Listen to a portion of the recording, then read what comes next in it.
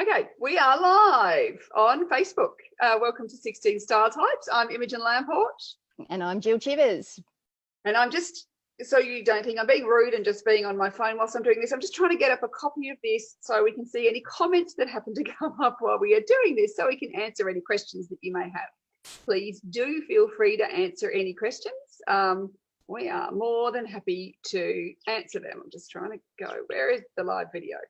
Sometimes takes a few moments for pieces of technology to talk to each other, we've discovered. So it's always a joy trying to get these things to work correctly. It is. Anytime people and technology come together, the results can never be completely guaranteed.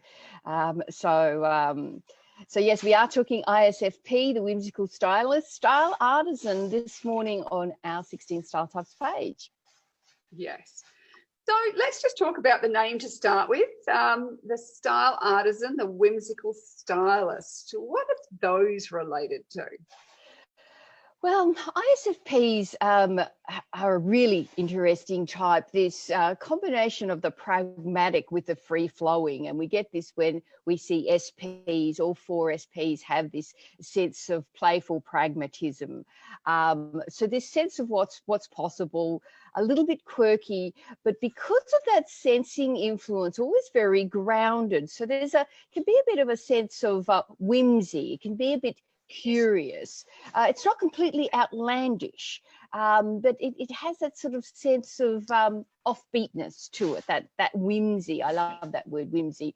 So lighthearted and fun is often the approach that ISFPs take to their style.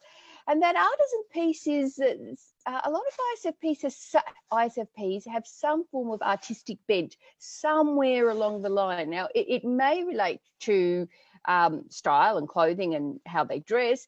It may be in another realm altogether. So it might be, say, in their home, or it might be actual art. It might be gardening or cooking. It might be something else where they take an artistic approach to things. So that's where the two names for ISFP come into it. Yeah. And I always think whenever I see, an ISFP, there's something often there's a quirkiness, but in a really subtle, gentle way. It's not full on. They're probably often the most that would go more slightly down the bohemian track. Sometimes that's something I've noticed about them. Yeah. So there's a soft flowing to a lot of the fabrics too. I think that's something, particularly if it's the weather for it. Middle of winter is a different time, of course. But in the summer months, that kind of soft flowing can be something that's very appealing, I think, to that ISFP sensibility. Yeah. And definitely very aesthetically driven, like all the SFs who we call our super style aestheticians. There's very much a strong aesthetic sense about style for them, isn't there? There is. And you know what's important about that is each of the four super styles, which you can read more about in our articles pages, they have a driving motivation. So for SFs, some form of beauty around them is incredibly important to their sense of well-being. It's built into the design of SFs that some form of a pleasing aesthetic is surrounding them or accessible on a regular basis. So it isn't a frivolous pastime or narcissistic, any of those kinds of things. It's actually hardwired. It makes a huge difference to how they feel about themselves and how they feel about the world, how they feel about their contribution. It's massively important. When you understand that, particularly if you are not an SF, it really gives you an insight into what drives them. In fact, it was quite funny. Yesterday I was reading some INTJ page, group. Somebody posted who has the time to make their house all pretty, and I went, that'll be an SF. And look, that's a wonderful comment to help illustrate the differences, that for another type altogether or another super style just chunked up at that 4 level, it's a waste of time or a potential waste of time. And that's legitimate and real for that type and that super style. But for other types, it is completely necessary for life to feel like it's worth living, for there to be that sense of beauty around them and that sense of aesthetic harmony. And of course what that means to one person is different to the other, but that driving theme is always there. Yeah, I think that's that thing too, where that being in a harmonious environment makes that they can function at other levels. Like that, if in the environment's out of harmony, then often other things aren't functioning as well. That's exactly right. Yeah. Yeah, So, you know, the particularly for the SFPs, the sense of how the environment affects them is very, very strong. So they're very influenced by what is around them. All the SS, but the ISFPs potentially more than the others. yeah. So one of the things that they do have, they have a subtle charm about them, don't they? It's Absolutely. it's kind of like a outward calm as well. Yeah, and I think if we were to try and identify which part of their type code this might come down to, certainly introversion would be part of that.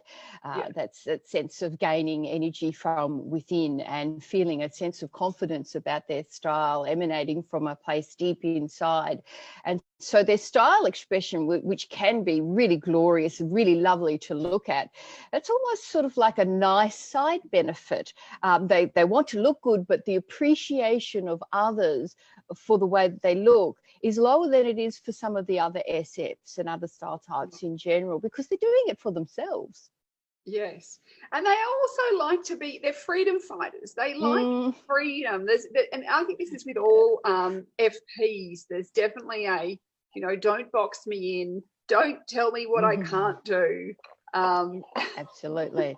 Yeah, so they can have this quiet sense of lovely rebellion. I know that might sound like a strange sentence and I just made it up, but it really is this sense of I'm walking to the beat of my own style drum, and what other people think and feel about that is really none of my business.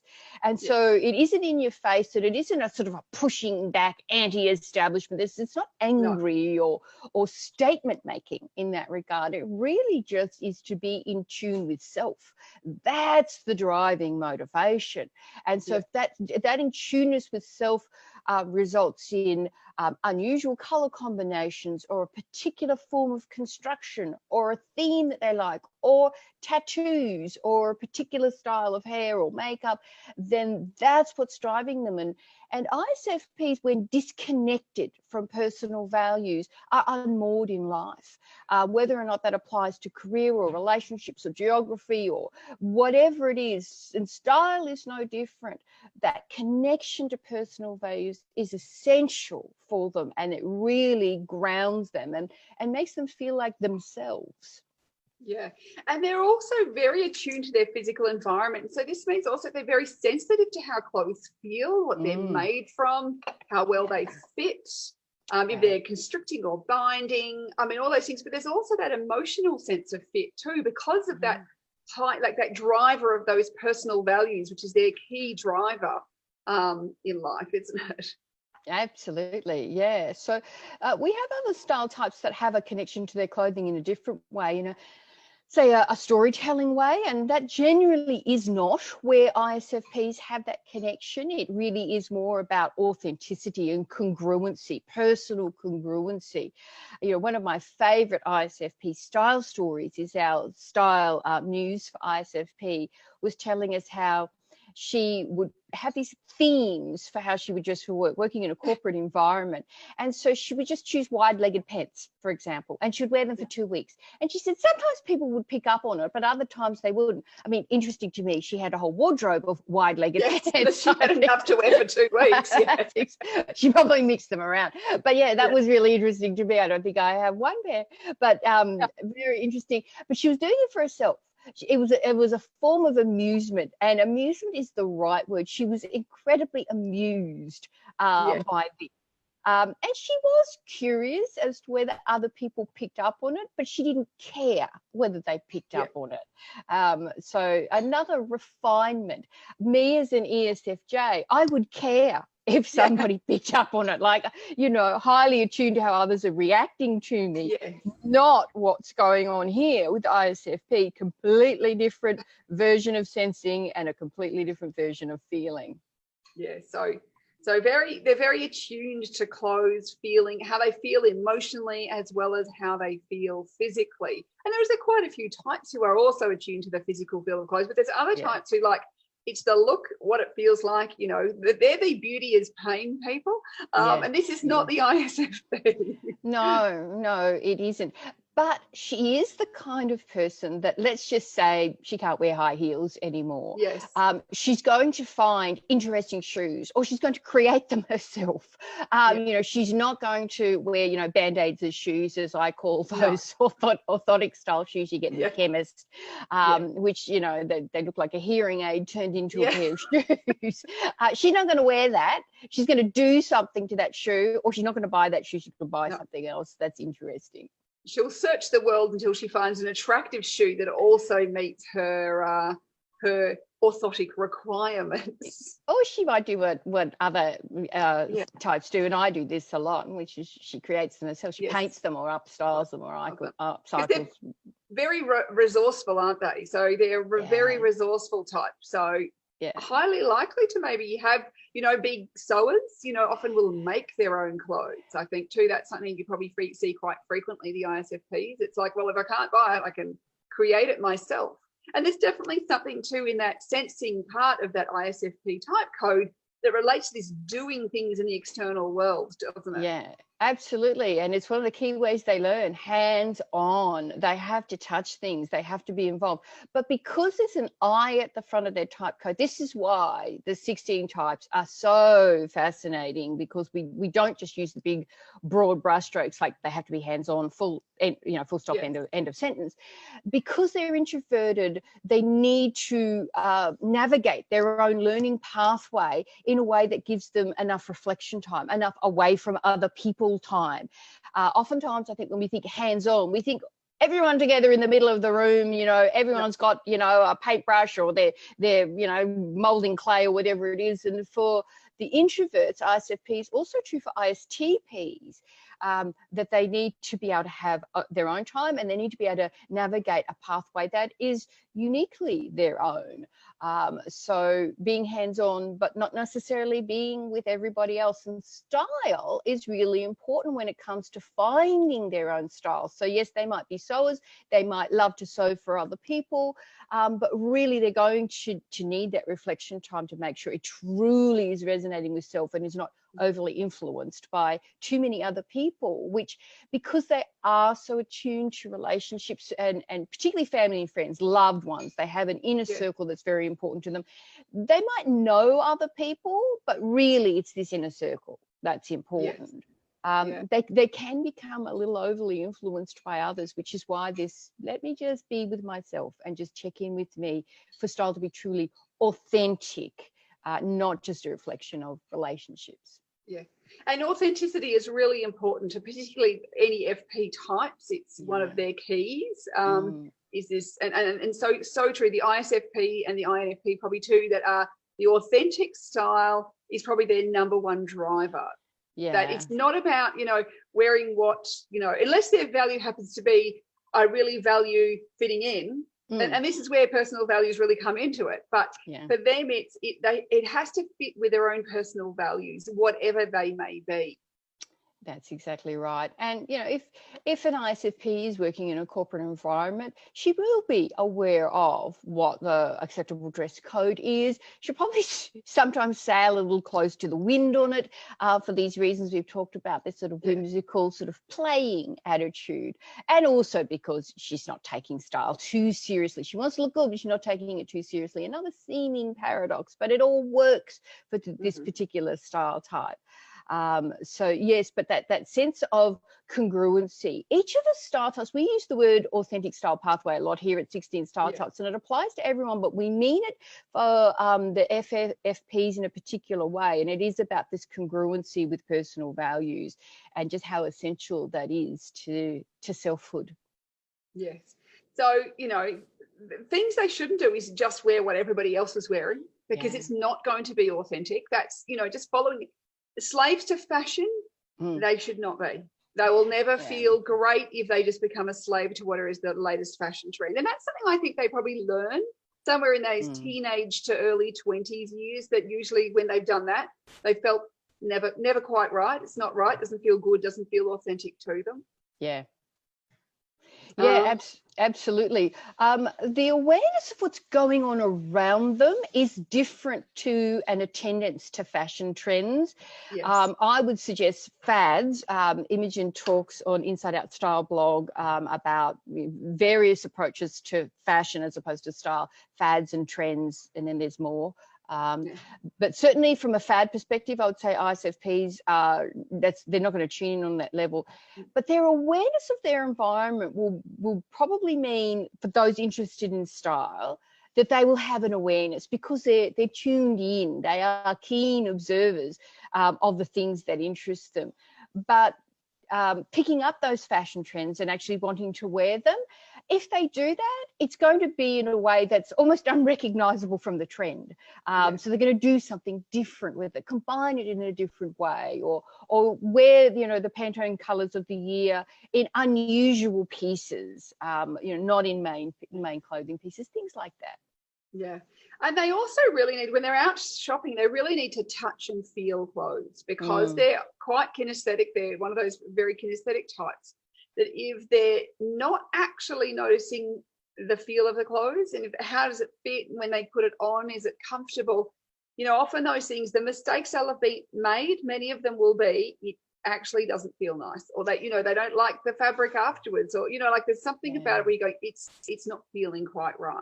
I think that's really important to always remember as you go around because when you've got a high aesthetic sense, you can often look at something and go, it's beautiful, I love how it looks, and you don't notice as much at the time about the feel. But what can happen is when you're wearing the clothes for an entire day, the feel becomes a thing that you notice all the time because you're not spending the day in front of a mirror. Well, most of us aren't anyway. Yeah, so exactly. It's that feel actually then takes over, and it's that often if it's been a beautiful look but not an attractive feel or a good fit or those sorts of things, then in the end the feel will be the thing you just go, I can't wear this item.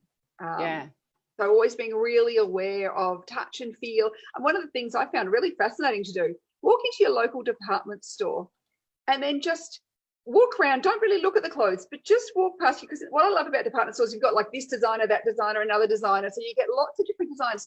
Just walk around and touch the fabric kind of, of all the clothes as you're going by.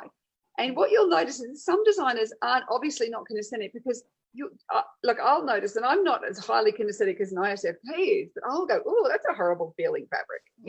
It's got a really plasticky feel. It's a very hard feel. It's not, and because we're putting clothes on our body, and often, it's our naked body that we cover with clothes, feel becomes something really important to most of us. Over our lifetime, it's something that most of us get, but particularly, sometimes this never goes away. And it's really important. So do have a feel.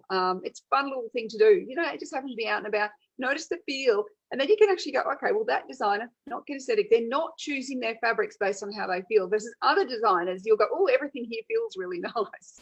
So it's a good way of kind of pre-shopping before you even start thinking about, what would I even try on? Yeah, and that is such great advice because there are some of us that are so visually drawn to things that we can forget about that until, it's too late in the sense that we've already purchased it and we're wearing it. This summer here in Australia, I must have gotten rid of maybe 10 big garbage bags off to the charity store. And one of the number one criteria, particularly for shoes, was how do they feel on? Because a number of them I'd upstyled or painted or covered or done different things. So I had this sort of attachment to them. And even though they looked really good and they were wearable, they literally just rubbed me the wrong way. But I'd kept them for all this time. And what's interesting, I think, here with ISFPs is when they are in tune with this as a preference, they wouldn't have bought them in the first place, and they certainly wouldn't have kept them this length of time. But it also brings up the issue of how do you shop? And if how something feels on the body is so important, it makes shopping online quite challenging. And this is one of the things that we say for ISFPs is just be aware that shopping online is going to probably have a higher level of return than for other style types because of that reason. So, factor that in, because shopping is such a huge part of the style equation. So knowing what does and doesn't work for you in that circumstance is really going to be helpful to you, and to have that expectation that 50% of what I purchase online is probably going to go back, or whatever number it ends up being for you, but a higher than normal rate, I would say.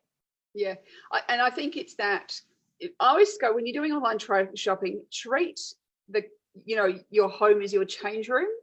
Yeah. Like, just as you would send, like, not buy a whole bunch of stuff you take into a change room when you're out of the stores, treat the home as your change. It's one of those things I have to say. I've had an issue. One of the online because they were getting a lot of returns. So one of the big online stores was basically going to start banning people from buying if they kept returning stuff. And I thought, you don't understand. I know, like, it was like, if you keep returning everything, it's like, but if you can't try it on, and you don't know what the fit is and the fabric is and how it feels, and if it fits you, like, that's the whole point. Like, you can't start banning people from shopping for you because they keep returning items. Like, the home is the change room. That's how online shopping works. As an aside, it has some similar links to ISFP. Our ENFP, Style Muse, was telling us about how she shops online, and she does it with the expectation that much more than 50%, 90% of what she buys, she expects to send back. She's located in the US, free returns. Sometimes that doesn't apply. I know here in Australia, oftentimes returns are not free. They don't send a bag, or all the rest of it. But yes, for her, it's this huge volume that she fully expects to return. And sometimes she will buy stuff to try it on just for the fun of it. I mean, to me, the horror. That whole idea that you can't return, I would suggest to an ISFP, just don't buy from a store, or have the expectation that it's a sunk cost and you may want to give that item away or repurpose it in some way, because if it doesn't feel good on the body, it will not work for you. No, you'll never come, because they're very highly attuned. They're also attuned to their mood too, aren't they? Where they need to be able to dress for the day. And so that's also one of those things. It's like, I think it was an ISFP who made some comment of, I don't want to be boxed into wearing just one thing. Yeah. And there's a few different styles who would actually feel the same way. Yeah. But there's definitely that, well, today I, want to dress this way, and tomorrow I want to dress in a different way because maybe my mood will be different tomorrow. Yeah. So some of the things that ISFPs can look out for, potential things that can trip them up on their style journey, is having such a here and now focus that they forget about what's coming up. And that coming up might be next week, next month, next year, important things that are happening in personal lives, travel or changes of job, those kinds of things. So they tend not to be known as long-range planners, much more immersed in the current moment. This is really one of their magnificent gifts. But when it comes to your style, sometimes it can pay off to have sort of a quarter of an eye focused on, where we might be going. And that can also apply to things like wardrobe planning and wardrobe reviewing, and making sure that your wardrobe is actually suiting the life you're living now, not the life that you were living or some life that you might live in the future. Yes. So it's like, where you are now, not the imaginary. Yeah. And this is, of course, where orphans can come in. Now, there are a number of style types that can be prone to orphans. Tends not to be the SJs. I will say that. They tend not to get too many orphans in their wardrobes. No. But SPs do, and ISFPs, because they are often so drawn to something that's artistic or a little bit quirky or a bit artisan, might be something that's unusual that they've found on their travels, or they're out and about, they're traveling in South America and they see this fabulous piece of jewelry or somewhere exotic to them, and they get home and it just doesn't meld in with what their style aesthetic is in their normal life. So this is the kind of thing that can happen where they accumulate a greater number of these kinds of pieces that are truly lovely and interesting and whimsically artisan, but just they don't go with the overall theme of the wardrobe. Yes. It's one of their other challenges sometimes is that if they're not particularly interested in style, if their values are related to changing the environment or doing something else, they can sometimes put style onto the back burner. Or sometimes I think, particularly if they may have body image issues where they feel like they don't fit into what is being sold, that they put their time and effort into their house, their garden, other elements that create beauty, but they're not actually doing it for themselves. And in fact, for those people often go, when they're trying to work out what is their style, it's, well, look around you. You're already expressing your style in those places, that, you know, the houses, the gardens, all those sorts of things. So what are you picking up? What do you like in that? And then how do you translate that into clothing and outfits and stuff for yourself? Because you're already doing it. It's one of those things I always think, you're already doing it. So it's how do you translate that? You already know what your aesthetic is, because often it's that, particularly if there are body image issues, where you can feel like, well, you know, whatever it is I want to look like, I'm not looking like that because I don't have the body that is required for that look. It's the, well, but you're still often creating that. You've got that aesthetic sense. You're lucky in that you have that aesthetic sense when you're an ISFP. So then it's just creating a translation to another environment as such. Your body happens to be the environment. Yeah, and that's a really, really terrific point. Of the 4 SF types, the ISFPs would be the one that may have less interest potentially in style and looking good than the other 3. And so if you are an ISFP listening to this, and you're saying, well, not all of that applies to me, it could be because style is just further down on your values chain, and you are paying attention to other things. So our comments here are geared around a woman of that style type who has put style on her agenda, if you like, and is interested in advancing it in a way that is true for her. And as we've said about FP types in general, copying the formula of others is never going to be the way to do it. This can be another reason why ISFPs give up on the style journey, is because if the sources of information they're getting are all about fashion, they're all about how other people are doing it, or they're all about creating a classic, timeless capsule approach. I mean, it's just like, no, there's just a screaming neon. Absolutely, that does not feel like represents style to me in any way, shape, or form. So I'm really just going to shut the door on the whole thing. Whereas there is a pathway back, and that's doing it your way. Yeah. And I think that's the thing, is like, and that's for every type. It's, you've got to learn how to do it your way. But yeah, it is that sort of thing where you're going, well, you know, we all are communicating with people, whether, you know, we are thinking about this or not. And so representing yourself through your clothes, through your style, is something that is telling the world something about you. So you have the choice. You know, what's great is most of us live in a free society. We get to choose what we wear. So then, even if we have a dress code, even if we work somewhere, like, and I have to say, corporate dress codes are getting, you know, softer and softer and softer. Like, there's less of that about these days than there ever has been. But even if you have somewhere you go, well, I have to wear a suit to work, which is fairly unusual, but sometimes you do. But there's still, you have still the ability to tweak that, to change it, to make it yours. I always remember one client I worked with, and she was a lawyer, but she found like this kind of stuffy law environment very hard, and she didn't like the classic suit. She said, I've got one I like, and she brought it out to show me. And what was really interesting is the skirt had a little kind of flip to it. The back of the jacket had a little kind of bit of detail, kind of like a little bit more shaping to it. And then the button, the pocket flaps that, you know, you have on the front of your jacket, the pocket flaps had actually been made into bows. So just a really subtle, it was like a navy suiting fabric. So there was nothing about the fabric, but because it had been feminized in that way, and that little bit of detail, a little bit of interest, it still fit perfectly into her environment. It made her perfectly appropriate, but it had that little piece of personality in there that meant that she could happily wear that and feel authentic in herself.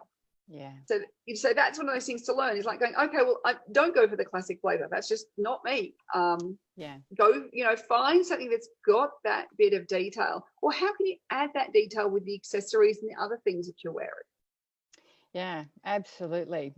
So we hope you've enjoyed this short journey into the land of the whimsical stylist ISFP. Very intriguing style type, that sort of wonderful sense of playful pragmatism. And we will look forward to seeing you next month, where we explore another style type. And in the meantime, you can head over to our website, styletypes.com. We have a whole bunch of articles. If you haven't got your report, you can get that, a whole stack of other things that you can read as well. So we hope to see you again next month. Bye for now.